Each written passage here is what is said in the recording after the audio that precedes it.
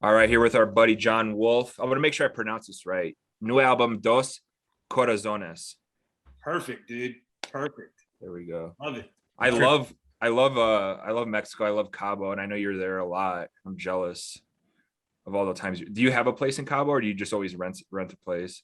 Dude, I just meet somebody different every time I go down there, and they happen to have, condos, and I wait till I get to know them just enough to say, hey, man, you'd be okay if I crashed on your couch, right? Next time I came back. We did my wife and I went there, and it was like, I always forget though, like we didn't do like the full, like, you know, everything is like the hotel experience where everything is like free and you have to like eat there. We kind of did it a more like casual way. Yeah.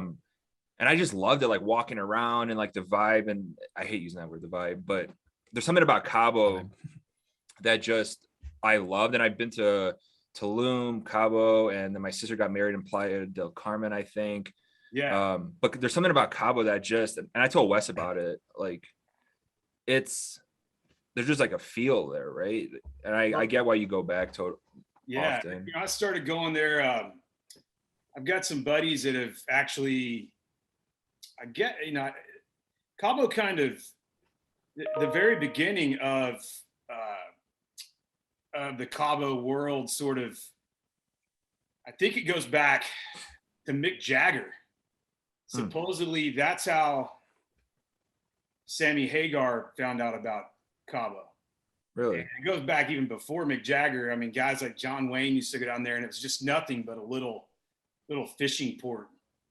And the story goes that, at least from Hagar, that he was reading about, Mick Jagger went to this place called Cabo San Lucas for his birthday or anniversary, and he wanted to go check it out and fell in love with it. And I think kind of the commercial side of Cabo started, developing about 30 years ago. So it's just a different. What I love about Cabo is that it's Baja, which if you're from California, you understand kind of the Southern California Baja influence on Cabo. So it's just, and we spend a lot of time, Cabo is essentially a little town at the tip of 1,000-mile peninsula. Right. So all of that, all of the Baja is really a lot of fun to explore. A little more deserty, and you're right, it has a different vibe. And my wife and I, Amber, we started going there about a decade ago, and we're like what you guys did. We just go and we'll stay at different places each time, not on people's couches. That was a joke, but not opposed to it. Depends on how much tequila I drink. There's some high rollers that go to Cabo, because our guy that picked us up at the airport, really awesome driver, told us everything, told us his weekend plans, everything. He was like pointing out as we were driving, like that's where Madonna stays, that's where J-Lo goes, that's where, so it has that feel, but not in a bad way. Yeah. Where like in Tulum, I felt it was a little like, oh, we're so cool, like it's so like, where Cabo was like, wait, it was a different type of chill, but visually too, like the fishing port and all that stuff. Like, I mean, I want to live there, right? Or is that the goal for you, just like to move there? Yeah, it is actually. Oh, there you go. I think long term, I stay there. Typically, I go there during I hate touring when it's cold. It just is what it is, man. I just never. Why would you hate that? Just kidding. I live in Austin, Texas, which I thought for sure I was, out of the range of the cold weather, but it gets cold down here too. We had the snowpocalypse this past February. Yeah, you say cold in Austin, Texas. What does that mean? 50? Well, to me, yeah. If it hits 50s, I'm losing it. And you want to come to Chicago this winter? Now, okay. So what do you do? What do you call cold? So if you remember the last time we were together, I lived in Chicago with Wes. Not with Wes, but we were roommates at some points. But yeah, we did live together at one point. But Chicago cold is one thing. I moved to Colorado. That's where I'm at now. And people get a misconception. They think Colorado mountains and stuff. It's people that haven't been here. No, like the weather here, like I'm literally roasting right now from the sun. Yeah. It's so brutal. But Wes, what would you say is cold right now for you? Like 0. Yeah. I mean, like last winter, there was a time when maybe 2 winters ago, it was like -40 with the wind chill. Yeah. No matter which way you turn, the wind's just in your face. And you turn around and it's in your, like it knows. They shut down the loop. What people that don't know, you had a phase where you were doing your stuff downtown in Chicago, working the trade desk or whatever, right? Yes. So you know what it was like. Well, we all have a lot in common because I went to Colorado State University too. So oh shit, what the hell? I lived in Colorado for 4 years, and then when I graduated Colorado State University, I moved to Naperville, Illinois, and I worked for British Petroleum in the oil trading world. And this was so, yeah. I mean, I gave that up to go into country music, and he was like, "I'm fucking leaving." Yeah, I was going with me. And nobody went with me, but I went anyway. So, But that's who showed you or told you or encouraged you to, hey, you can sing? Because my biggest gripe with reality shows is like these fucking families that don't tell their like, hey, you're not that good. Yeah. Like, right. Like when I grew up in a way where it's like, if I wasn't good at something, it's like do you really want to get better at it, or do you want to go towards something that you're passionate about? Let's think about something else. So like how did that actually happen? Like, because that's a very unique story that most artists don't follow, where you're doing that type of thing, and then you're a Texas guy now. Well, sometimes it's also like, oh, I got nothing to lose, and it's like with you got a good job trading commodities and stuff. It's like I got something to lose, which means you're smart. We're not trying to diminish that. Well, I don't know how smart I am, but I think growing up in Oklahoma, born in Tulsa, raised in a little town about an hour and a half from there. I was around country music and loved country music. Of course, when I was a teenager, Garth Brooks was huge. And so being that he was a Okie, I went to a Garth Brooks show when I was a teenager at a Tulsa Driller Stadium. And that in itself lit my fire, dude. I was like, man, I love this. I loved how Garth could take you on an emotional roller coaster. He could sing "Ain't Going Down Till the Sun Comes Up," or he could, he could sing the dance and bring you to tears. So that was the first thing, and I thought, man, I want to do this. How do I do this? But honestly, the little town I grew up in, Miami, Oklahoma, is a little farm town of 10,000 people. You don't really know. I didn't really know anything about Nashville or, Texas or anything really at the time. But I started playing and singing for friends, and I went to college, went to CSU in Fort Collins. And of course there, I have no idea how I graduated. We're still trying to figure that out. That's like a lifelong mystery that may never be solved. But I was a finance major, and, I like to party. Of course, I have a lot of fun. So every night, not every night, 3-4 nights a week, hanging out. I bet there was a holiday. Yeah. Thursday through Sunday, right? Thursday that was the through old Sunday, solid. Some Mondays. But of course, everybody's hanging out, and I'd break out the guitar and start singing Garth Brooks covers, which that's what I knew. I discovered George Strait a little bit. I hadn't become quite as enthralled with George and Merle and some of those guys yet, but it just was kind of bubbling under for me. It was something I loved to do, and got out of school, spent a few years in Chicago working for U.S. Oil Americas for British Petroleum, and they transferred me to Houston. And once I got to Houston, I just felt like, I thought, man, I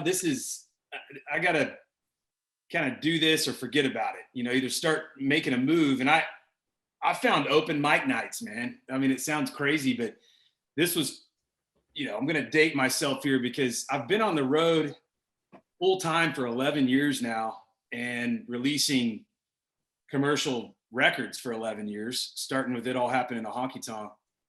But there was a whole 5 years prior to that was, sort of my cutting my teeth.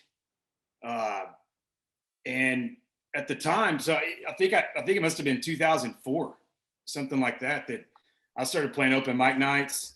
And at the time, Houston had a great killer live scene. It was killer. I mean, Randy Rogers was still playing small beer joints. You had Pat Green, Robert Earl Keen. Insane, I lived with Hayes Carl. He was my roommate in 2005. I'm a big Hayes Carl fan. Same. So, man, it was really lively. It was really something special. Jesse Dayton was running around playing. Ryan Bingham. I remember Ryan. I mean, we were just all in a scene together. And not to get me started on that, but you got me started on it. It's so important, I feel like, for regional music scenes to flourish, and I think it's something that local communities should encourage, and it's changed since then. I mean, there's a lot of the beer joints I played in Houston aren't even around.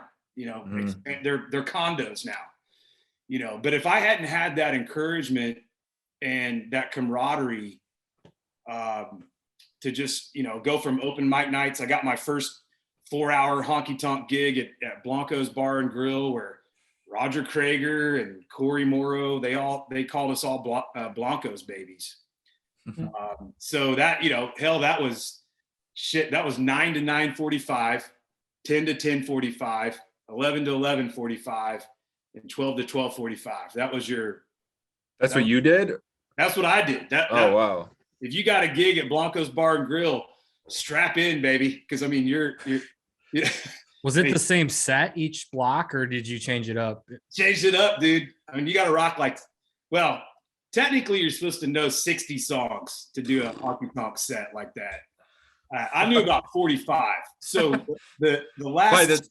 By the time you got to the end, they forgot that you they left. One at the beginning. They left or they're drunk. Yeah, you're like a case deep. Nobody cares. Yeah.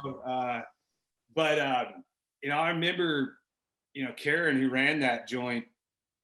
I mean, she, dude, because you'd take as soon as you're done with your set, I mean, you're straight to the bar, and you go and you're just hanging out with everybody. It's not like you right. buzz off to a tour bus or go hide in the,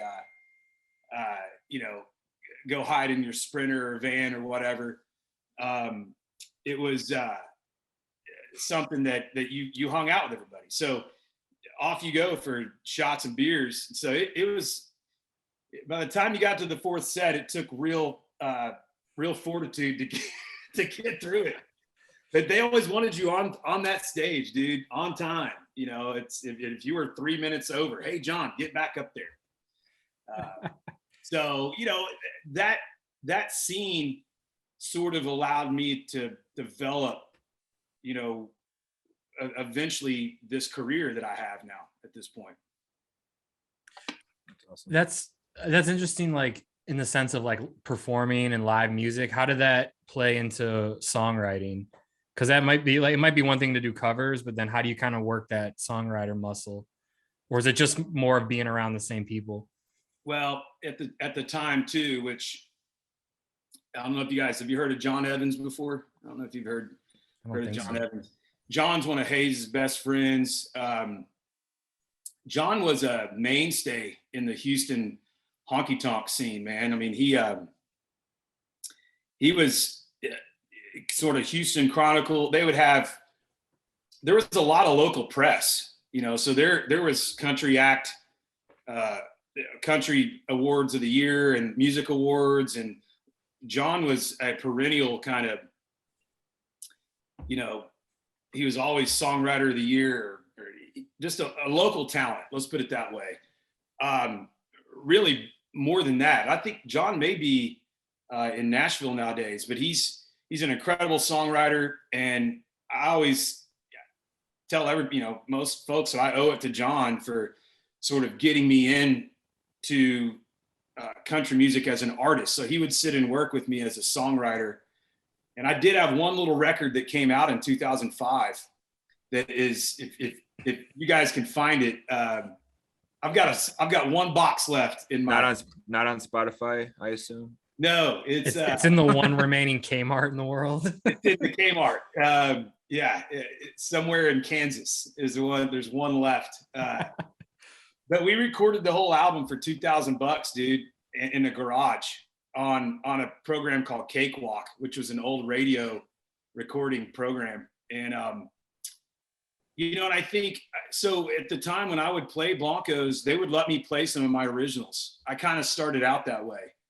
Of course, a lot of covers. So at that point, it's it's Merle Haggard, it's Waylon, George Strait, Willie, anybody you could covering a Pat Green song. Did you have a go-to? What was like your go-to? You're like, I'm gonna hit him with this. It's gonna knock the socks off. Oh yeah, Much Too Young was my go-to. That old Garth song, man. And but they would let me play some of my originals, and I think that was something that was very encouraging to me and allowed me to slowly build that.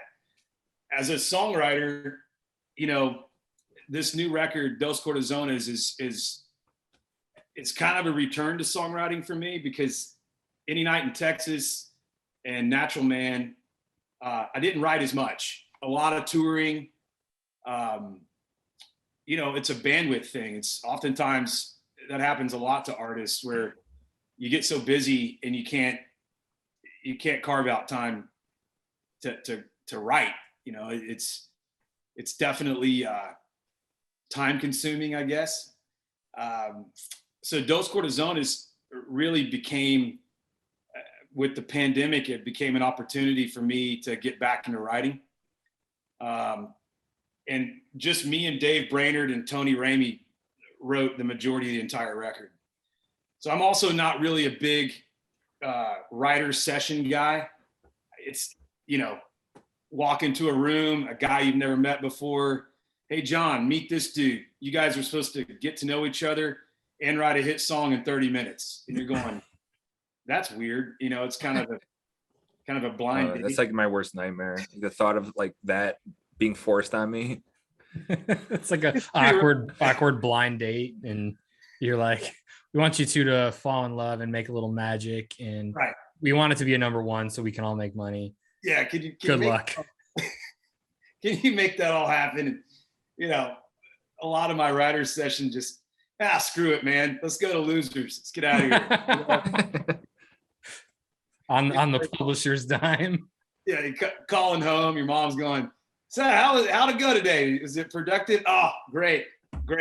Sounds like you're at a bar right now. Yeah, that's okay. There's just a lot, it's a restaurant. Aren't some of the best ideas and thoughts or lines or like hooks or whatever however you go about it, come from that, right? You go to the bar and you're sitting in there, you have a few drinks and you're like, boom. Like for me, I've always said this on the podcast, like whether it's a little bit of weed or whatever, a few drinks, you go, oh, that's a great idea for a tweet or a meme or an article or a t-shirt we do or a hoodie, like whatever. Yeah. So are you the same way, or do you like to like be more more organic? Without a doubt. And I think, I think that maybe that should be a new law in Nashville, or rule, that you go have drinks before you ever go to that's really important. I think two guys that are trying to write together it starts with stories and getting to know one another. And this Dos Corazones, it was all of that. It was not only I took Dave and Tony Ramey out to a sort of a adobe casita in the Chihuahuan Desert out in Terlingua, which is almost Mexico. It's far west Texas, and it's on the border of Big Bend. National Park. And the idea was just to hole up and write and then record the process, which Mason Dixon did all the film and documentary of that and all the photography and everything involved. So we had kind of a crew around us. But the thing about Dave, me and Dave and Tony, we're longtime buddies. So it starts with just hanging out, telling stories, shooting the shit. We're drinking tequila, Juan Lobo tequila, because I know a guy that can get it for us. Right. The pallets flown in. Yeah, I'm a cannabis guy. For this one particular, we had to smoke peyote and wander through the wilderness for 3 days first. No, I was like, I don't believe you, but I really want to. I was like, man, that sounds fun. we had to reenact the Young Guns scene where Kiefer Sutherland shoots off the cliff. Oh man, that sounds fun. We'll write an album like that, us three. The next one. Yeah, hey, we missed that one detail, but no, but I think it is. If you're comfortable with your co-writers, I think it does. I tell a lot of people that the tequila was a big part of writing this record. So it's kicking back, it's relaxing, it's telling stories, and I think for me that's where I sit on the creative end of things. I'm definitely not a writer's room guy. I struggle with that. So it's about sort of a friendship and a history between guys, and my co-writers are crazy talented. So you got to have that too. You got to have some talented guys in the room. Did you see any UFOs when you were out in the desert? I'm not sure if it was the peyote. We're still trying to figure that out. We also kind of had a feeling that maybe we're flat earthers, so we believe the world is flat. People relax. Just like you're gonna get the internet shitstorm coming at you. We might have been at the edge of the earth, is what I'm getting at. I'm not real sure. No, right. You feel where you're holding out for dear life, and you. Yeah, the mountain behind the house. Have you seen the pictures? Once you go over that, that's it, buddy. You slide off the edge. So, no, but in all honesty, the Big Bend area, if you like to, it's the first time I've seen the Milky Way, just unaided, crystal clear, dude. I mean, it's really an incredible area. So look up Big Bend, and it's a great. My wife Amber and I are going to be headed back the first week in November to do a big hike. So we go back. We just love it out there, whether we're working on a project or just taking some time off. It's a great area. Let me ask you about tequila quick, because I was at a store recently and buying some stuff, and the tequila section was kind of small. And the guy knows me because it's next door to the gym, but I was just kind of looking around. I think this was a while back when I was buying something, and my wife and I were going on a little weekend getaway, and he knows my job, Whiskey Riff, but so he knew kind of my opinion on music. Yeah. And he cracked a joke. He's like, "You gonna get that Thomas Rhett tequila?" And I was like, I forgot that Thomas Rhett released. I'm like, everybody has a tequila now, it seems like. Does that kind of annoy you? You got into it recently too, though, but it's like, why do you think that happened? One. Yeah. And then two, it's like just the celebrity element of you have George Strait, The Rock, George Clooney, guys like yourself, Thomas Rhett, everybody wants to make a tequila. Midland's got one these days. Yeah. Is everybody too much of too scared to go make a whiskey, a bourbon, or what is it about tequila that people sends people that way? Yeah, well, I think I love tequila, by the way. I'm just curious because it seems like every celebrity wants to go that route. Yeah, well, we're also opening Colorado pretty quick, so Global Tequila is going to be out there by the end of the year. My only response to that really is I started working on Juan Lobo in 2016, believe it or not. So that's 5 years ago. I brought Juan Lobo to market in Texas in 2019. Also, Juan Lobo it's truly a entrepreneurial effort and a passion about tequila. I didn't have any big money guys. I built the brand and the business essentially, by myself. It took me 2.5 years to get it to market. So everything from the bottle shape, the packaging, the labels, the legality, forming the company, taking trips to Guadalajara, drinking tequila. That sounds really fun. More tequila. The hard part. It's creative and it's drinking related. That sounds like exactly. my favorite. And I love, and so I think I really try to kind of ignore the stuff that's out there because, it's a really, really tough business, first of all. And I truly think that, first of all, you're right. There's a ton of celebrity brands in tequila. It's weird that there's that much. I think tequila has gotten just popular. And I think that people see the big reason a lot of people got in was because of the Clooney sale. And I'm not saying, and I'm not saying that's what The Rock wanted to do. And, frickin' Michael Jordan's got a tequila and, and I'm not saying that's what Thomas Rhett is trying to do. But I think that it helps when you see that. Yeah. Anybody would love to sell a brand for $1 billion, I hope that those guys truly love tequila and love the people there. Cause I do, I love the people. I love our distillery family. I just spent the past 4 days with them. I'm there. If you look at our socials, I'm there with all the bottling, all the people that bottle my tequila, that put the labels on. I approve the profiles. I'm there the whole time.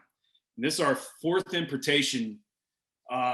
So I care about the brand as much as I care about whether or not I put out great music. That's how much I care. So, I think, I don't know. I think what the hell was that? What was your question? I don't know the question just in general about tequila. Yeah. Because here's what's funny to me, and you kind of touched on the last point I was going to make. Wes, you can add to this, but so like when we were in college, we're like in our early 30s, right? So nobody drank tequila unless it was like, oh, Jose Cuervo, which is not even real tequila, right? Which I've heard. So it's like the only tequila that was good back then was Patron, but it had a connotation of like a club drink. Right. Yeah. So for people like us, it was like, oh, we don't want that. And then we got a little older, a little more, sophisticated in our palates. Yeah. We tried Casamigos like on the rocks with a lime. We're like, oh, what the hell? Like this is actually drinkable like this. Doesn't have to be Cuervo Gold. Yeah, no. And then I think for us, we were like, oh, this is nice. It's clear. You don't feel weighed down. You're not burping. You don't feel fucking like whatever. Hangover was that was it. That was it. And then all of a sudden, boom, boom, boom, they all started coming out. So I don't have any problem if there's more options. It was more just like the thing for me was like, oh, this is a normal way to drink this, right? Like you can have it on the rocks or just have it neat and just sip it versus the old connotation of just ripping real bottom level, like painful tequila. Shot. Yeah. It's called mixtos. The old stuff had sugar added. Right. Okay. And that's the stuff that made people go crazy and wake up, naked and feeling like you got hit by a truck. Violently hungover. Yes. Where we both said like the clear tequila that's higher quality. Yeah. Almost no hangover. Yeah. Totally. I think that's lending itself. That's part of the growth of tequila overall. Is that people are finally figuring out, tequila's had a big, nasty reputation that it had to live down. We're still not there yet. And that's part of something that I do as a brand owner. When I go in and I do presentations be it a restaurant or a liquor store account, which I do a lot of those. You know, we do tastings. You're still educating people, and maybe some of the I've got like a lamp here that's about to fall in my. All right, am I okay? You're good, yeah. Your teeth are pearly white. Okay, good. Turn it off. You know, I think that's a big thing for the industry, is to continue to educate drinkers, and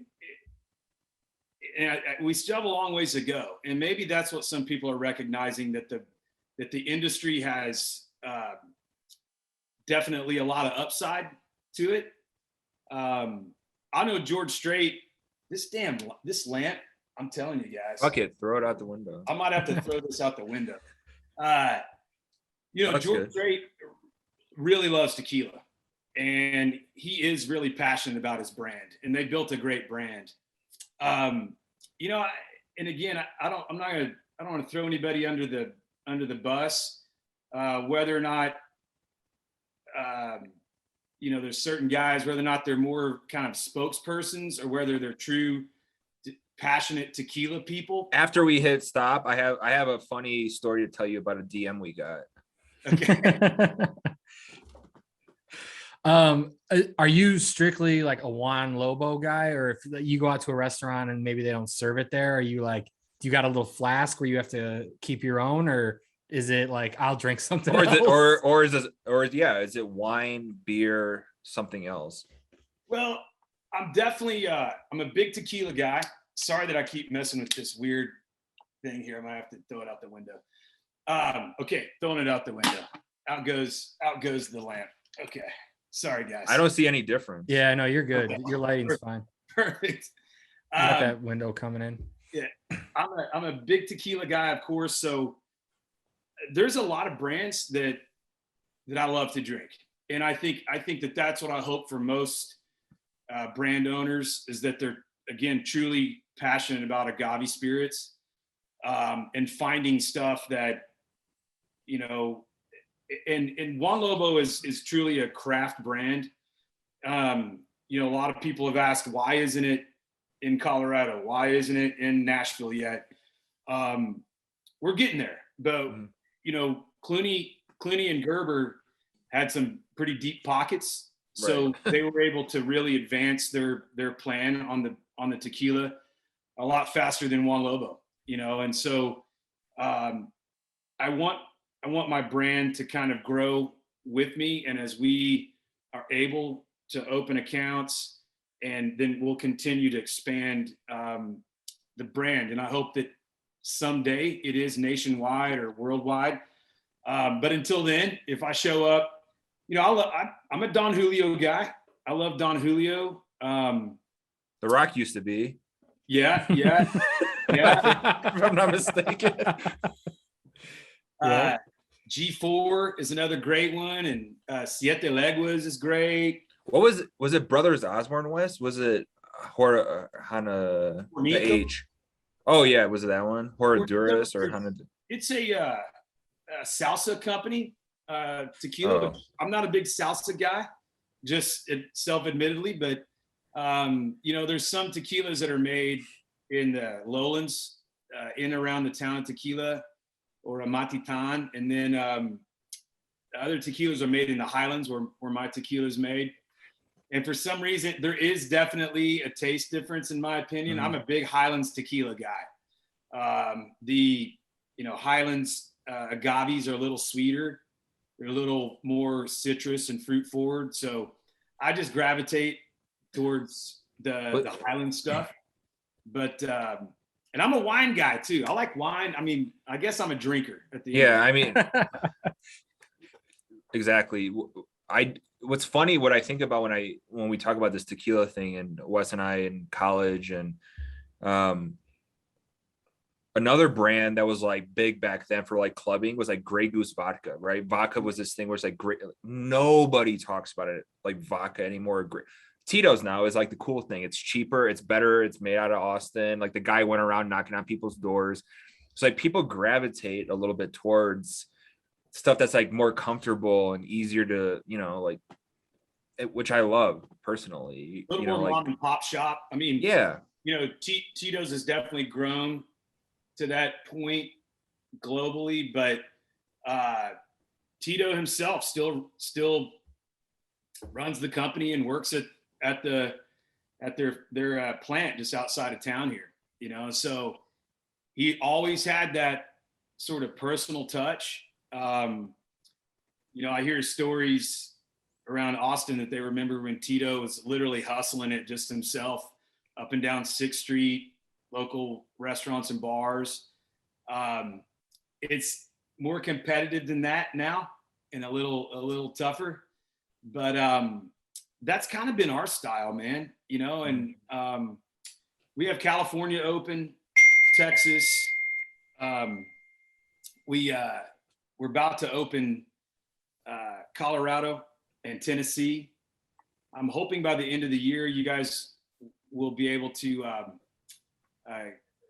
go down. And now you're still in Chicago, right, brother? Yep. Yeah. Illinois is maybe a little bit behind, but I have to cross the border for fuck it. them. I'm moving anyway. You guys it's too cold up there. You don't get Juan Lobo tequila. Is there a difference? Do you notice? Like, I feel like there probably would be, right? Like, there's certain parts of the pockets of the United States drink certain types of booze more. They've done those studies, right, where they show like the beer brands or whatever. But For sure. I gotta imagine, like, people in Minnesota in December aren't like, ooh, I want a nice, cup of tequila. Give me like, a marg. They're drinking like whiskey or something. I don't know. An ice cold frosty margarita when it's like 0 out. No, I think you're probably right. I think that now I'm sure Chicago is probably pretty on the tequila train at this point. Yeah. Well, real quick, I don't want to forget because I had a note here. Yeah. You know what got me was when you mentioned George and that company selling was there's such an element to it was nothing they were doing because we would be going to the office, me and Wes, and you would see the trucks on Thursday stopping at the bar. So it's a beer or whatever.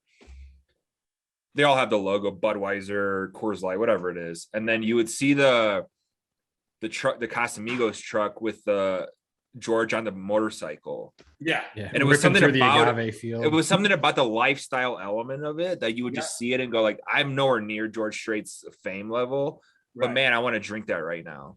Yeah. And it was a weird thing we used to talk about like years ago, like when it first started coming out. And it's interesting, right? Where I almost feel like George Strait right there by Wes.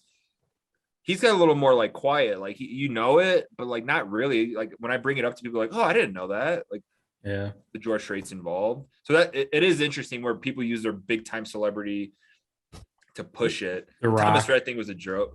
I don't know. I haven't tried it. I don't know. I don't know what the cost is, but the guy cracked a joke to me about it, so I thought it was fun. I don't know Thomas, personally. I'm not sure that he's not down there in Mexico with like you and him and Sammy Hagar. That's kind of that's one. Sammy Hagar, the Cabo Wabo, Guy Fieri, weird. They have like a mezcal mixed with tequila. Yeah, Tony does that a mezcal too? Hey, right? Hold on. Does that want to make you fucking die, or is it good? Have you tried it? Like I'm not a fan of that whole thing. And I'm trying That's such a Guy Fieri. Guy Fieri puts brisket in sushi. Okay, we want to have Guy Fieri on the podcast. I think he's a cool guy. Yeah. Everything I've heard is a great guy. Yeah. But some of his like combinations really rub me the wrong way as a big food nerd. So it's just when I see mezcal, which to me reminds me of scotch, right, mixed with tequila, I'm like, my stomach does a little cottage cheese turn. Like just I think like I said, authenticity, I think on the long run is really important. And so Sammy was one of the first guys, man, with the Cabo Wabo, and he developed a hell of a monster brand in Cabo, and he did a great job with the tequila. It's kind of tough sometimes to do it more than once, you know. Right. So I feel like he did it really big with Cabo Wabo, and I wish him luck on this. You know, I think mezcal is obviously it's growing too, and and kind of what your description there, it's smokier because the process is different. It also doesn't have the same constraints that cooking agave and distilling tequila has. You can do lots of different things with mezcal. There's not as many rules around it. But it's, you know, I think mezcal ultimately is going to continue to grow. My thought process behind it was, you know, tequila has a big upside still. So I wanted to, you know, kind of stick to the basics and try to keep educating drinkers about tequila. And if you look at our Juan Lobo I want to make sure our tequila is priced in a way that you can go buy it multiple times. So we're suggested retail like 40 for Blanco, 45 for Reposado, and 50 for Añejo. I want our drinker to go buy Juan Lobo and feel like they, to me, technically, our tequila should be priced higher. It's a great value. It's excellent tequila. We've, you know, the past 2 years, we've been U.S. Spirits Awards winners for our sort of, they break it up into premium and super premium and ultra premium. So for our category, we're kicking ass. It's great stuff. Again, it's small batch right now. So I think it becomes about authenticity to me long term. I mean, if you're a dude, you know, I'll be honest, man. I mean, I look at Thomas Rhett's stuff. He's a great family man. You know, he seems like an awesome dude. But does it scream like, I know a lot about tequila and buy this from me? No, you know. Yeah. And I think that you know, The Rock, I think he seems like a super cool dude, and as I think he dug into it a little bit more than most. Hey, he at least posts pictures of himself drinking it. You know, and so, you know, I'm kind of going. I think that has a lot to do with, I think, what tequila I'm going to drink. It comes down to authenticity, and it is nice to have a name. And again, I'm not a big Casamigos fan at this point either. I mean, you know, George Clooney is great, and I like a lot of his movies, but I don't know that he screams, I'm the tequila guy either. So. He lives in like Postiano, right? Or something like that. You should be making red wine. You should be making Chianti. You're right. You know, that, but I think it comes down to authenticity to me. And, you know, Juan Lobo will probably be one of those brands that's, you know, you're going to kind of hear about for a lot of years. And then it might be 8 years down the road, you'll go, holy shit, I'm seeing it everywhere now. Mm-hmm. You know, it's a slow burn. That's for sure. Yeah. But I'm truly passionate about it and the process and the people down there. And I'm fortunate that we're still rocking after the pandemic. You know, that set back a lot of young brands.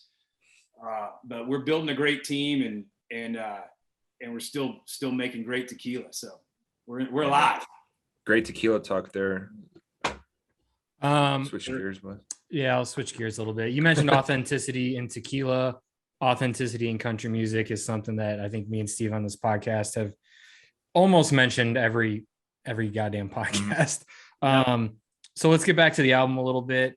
You have a song on there called "Here's to All My Heroes." But I have a question more on the opposite side of that. There's this expression that says, don't meet your heroes. Have you ever met somebody where you were like, fuck, this guy sucks? Well, I've met a lot of people in country music that I said, fuck, these guys suck, man. You don't have to name names, but yeah, we've been asking this question, which we find funny after the fact. People listening are like, damn, but. Well, I think, you know, the longer I've been in country music too, man, I tend to understand these guys more, I think, than I used to. I did 2 shows with Merle Haggard. I'm a huge Merle Haggard fan. I was scared shitless the first show I did with him to even ask him for an autograph. So this was early in my career. I played with him at the Brady Theater in Tulsa, Oklahoma. It was like 2006 or 2007. And he had just come in from doing a show in Oklahoma City with the Rolling Stones. Damn. And the Hag was like, I mean, they were all pretty salty. They'd been up all night partying, he rolled in with this entourage. They're all like, minimum age was like, 65. They're all wearing trucker hats and wily veterans. Oh, dude. And I was, holy shit, this is the Hag. Wow. And he sound checked. Literally, I think I started out with 30 minutes to sound check. And his sound check kept going and going and going. I sat out in the theater seats and just watching the sound check. And he kept messing with going to Jackson. And I think he had his ex-wife Bonnie or somebody like singing harmonies, and he kept playing the fiddle, and he wanted to play the fiddle during going to Jackson, and then he would stop the band and he would chew their ass, and I'm going, dude. I remember saying to one of my band guys, I'm like, I sure as hell hope this dude sings Going to Jackson tonight, because I'm not going to get a sound check. And took forever, man. And I was scared of him, I don't want to, I didn't want to ask him for the autograph. And sure enough, dude, I think we had like 13 minutes to sound check. And at the time, this is a big show for me. So I'm going, all right, man, whatever. I get up and we sound check, and I go, yeah, screw it, dude. I have no idea how. Sounds good enough. I guess we'll try it. Here we go, and sure enough, he didn't play Jackson. I couldn't believe it. And I think a lot. I did an early show with Dwight Yoakam. I was scared to meet Dwight. I didn't meet him. Didn't meet Hag that night. And I did get a chance down the road to 7 years to the day. I did another show with Haggard, and I did finally get him to sign my guitar, but I still didn't get a chance to meet him. So I guess I think it's some of those things where I think as time's gone on in my business, and if a guy's having a rough day or he's cranky, or I totally get it nowadays. I think that I've also met some guys that are big sweethearts, that are great people. And I had a guy early in my career. He's a big songwriting mentor of mine. He passed away back in 2014, I think it was. Tim Johnson. You ever heard of Tim Johnson? Mm-hmm. He wrote "I Let Her Lie," Daryl Singletary. Oh, wow. Yeah. Tim told me, he goes, man, record deals don't make people assholes. He's like, all they do is they magnify. It magnifies who you are as a person. So I think some guys that are, assholes in the business that are successful, hell, they probably were assholes before they got into it, So without naming names, man, that's all you're going to get out of me on that one, big dog. I mean, you named Merle and Dwight Yoakam. Well, but he didn't meet him. But he didn't meet him. That's true. I can't say either of them were assholes, but I gotta just, I liked looking at them. I like seeing them from afar. Hey man. Yeah, I mean, it sounds like the safer way to go about it, right? I mean, yeah. We I've probably mentioned this before in the podcast, but we got to go to see the Rolling Stones at Soldier Field here when Whiskey Myers opened up. Yeah. And Whiskey Myers like put us in a suite, and it was fucking awesome. But they were like, we got to meet the band for like 30 seconds. We took one picture, and they were like, you can't share it anywhere. Just group picture, one take. Like, what is that? Like, I still to this day do not understand. Like, what would that? It's on the ticket. They open for you. They want to take a picture and post it on their. What's the problem? Yeah, right. Like, Yeah. Crazy. Meanwhile, Mick Jagger's hanging out at random bars in North Carolina and nobody even knows he's there. Right?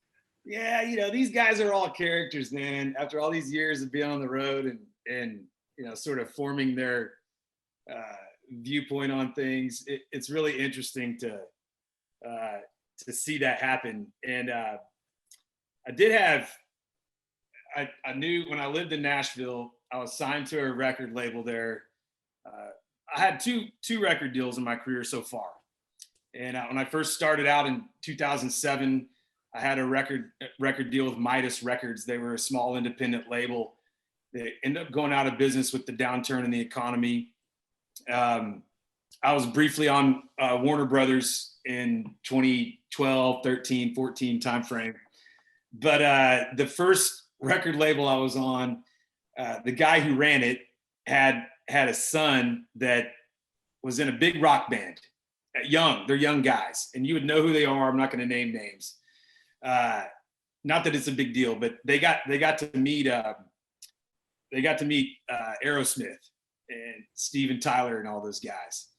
And the story goes that the young rock band guys go in, they're meeting them, they're taking a bunch of pictures, and Steven Tyler and all those guys are super cool, And the quote that, like, as they're leaving, they said, "All right, guys, great to meet y'all.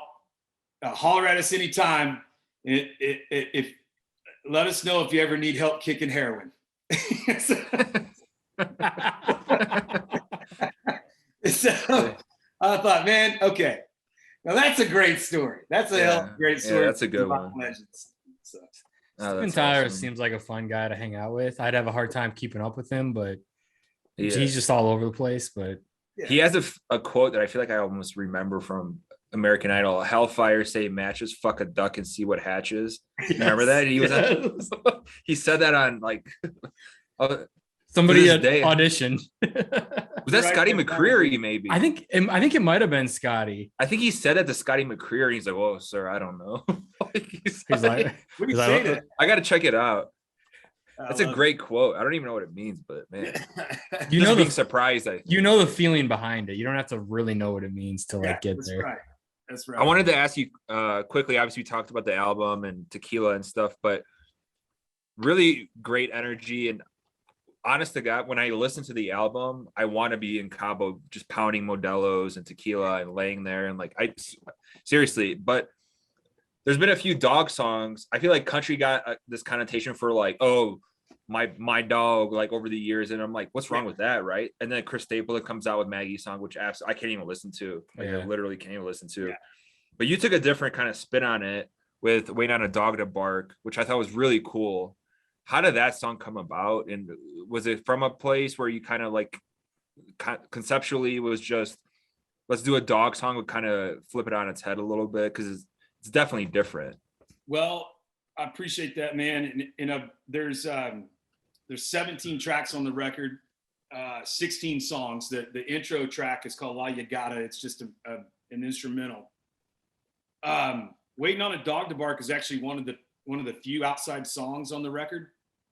And it was pitched to me, and I think, what I loved about it, I think a lot of times when I choose an outside song, it's really about the uniqueness. I think, if I look back at some of my other albums, and this album definitely is,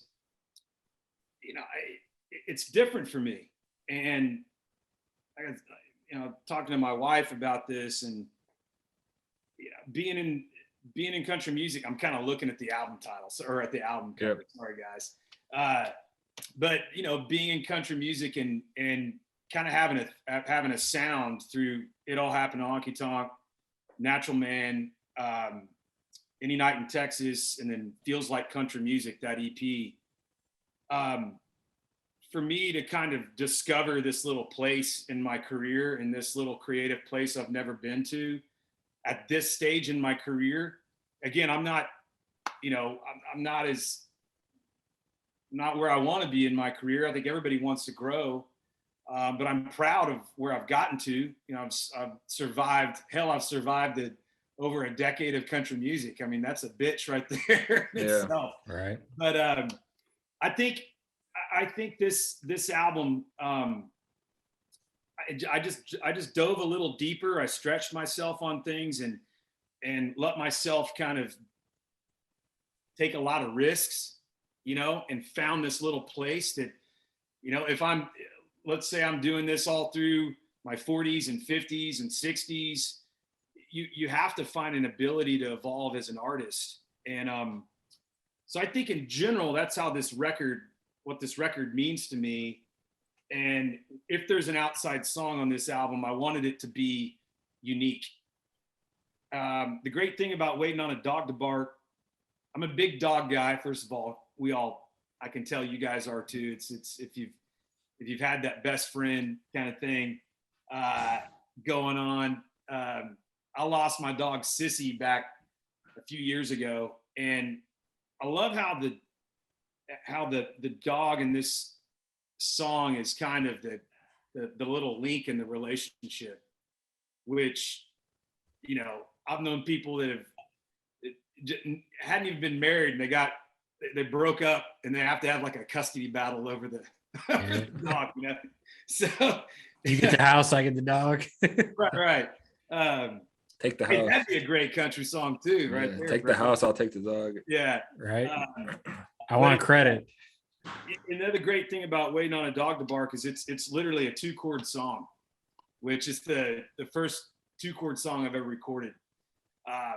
But I think ultimately how it kind of made it into the true rundown of the album is just the unique quality of it.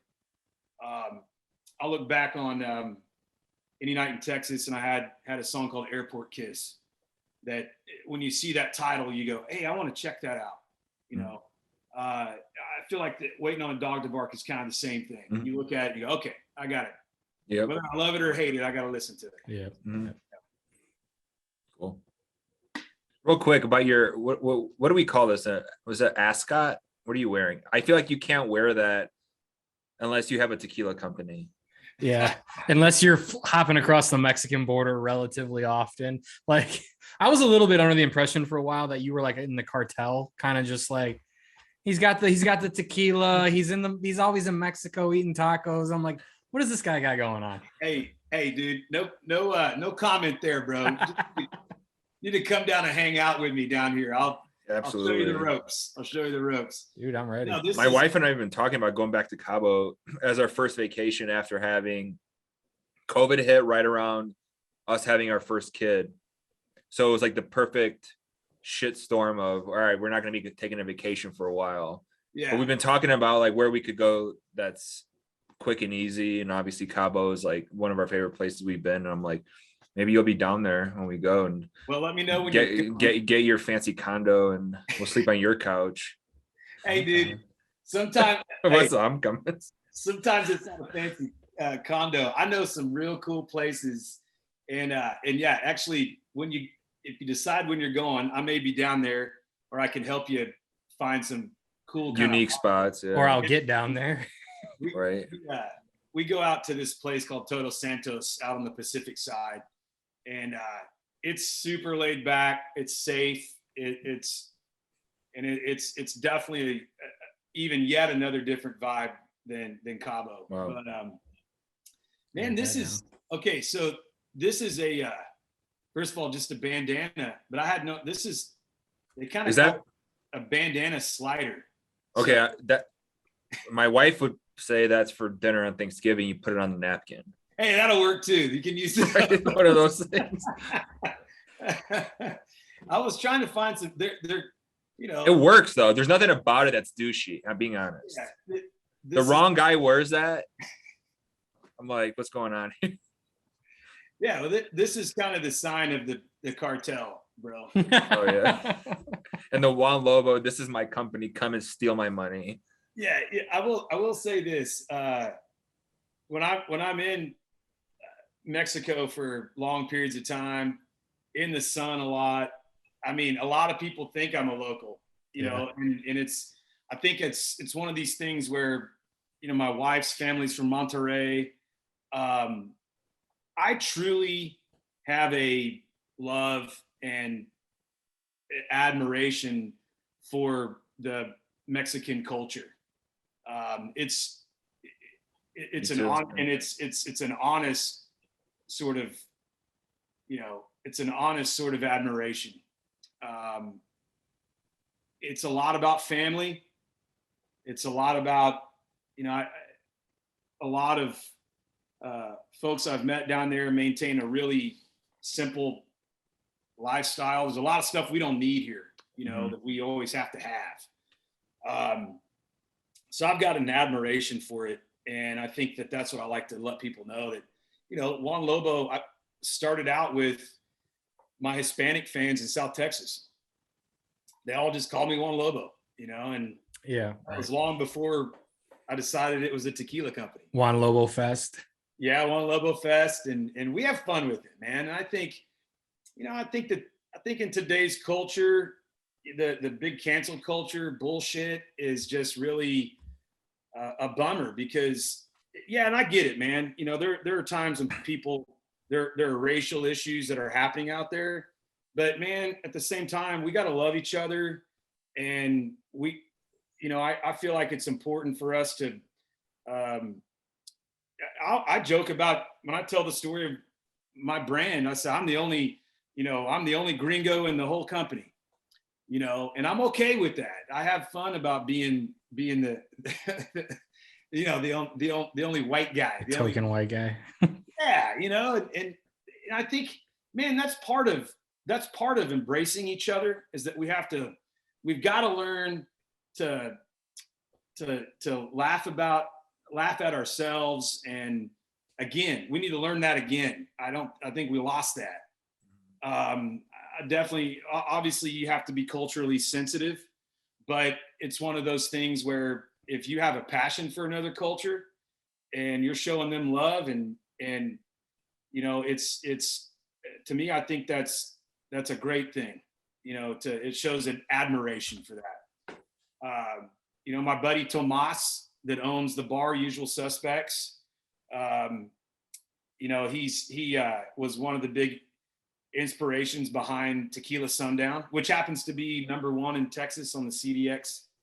Congrats, had that in my notes. Yeah. Hell yeah. But Tomas is, he's one of my best friends, man. We go down there, and he jokes because my Spanish sucks. And, we laugh at each other, Yep. we have fun. Well, that's fun. Yeah. I love it. And I agree with you culturally. And the last thing, we'll end here and then we'll talk a little bit after we hit, but you hit the nail on the head with the culture of Mexico. And when COVID hit and these things hit, I want to kind of reiterate what like a guy like Anthony Bourdain used to always talk about. It's like, if you have cool restaurants that you go to in America, they wouldn't even function without people from Mexico and the South America and stuff. It's like, yeah, these people at some of the top places, the people working, they're not a bunch of French guys making your French food. It's people from these countries that bust their ass more than anybody to make the most amazing food that you go out in Manhattan or Chicago or wherever to eat. So yeah, those and their own food when you go there is obviously speaks for itself, but yeah, these people like make the restaurant industry run in America. So I don't want people to forget that. So little side rant there, but well said. Everybody get the new album, Dos Corazones. Well said. So there we go. Jon Wolfe, cheers.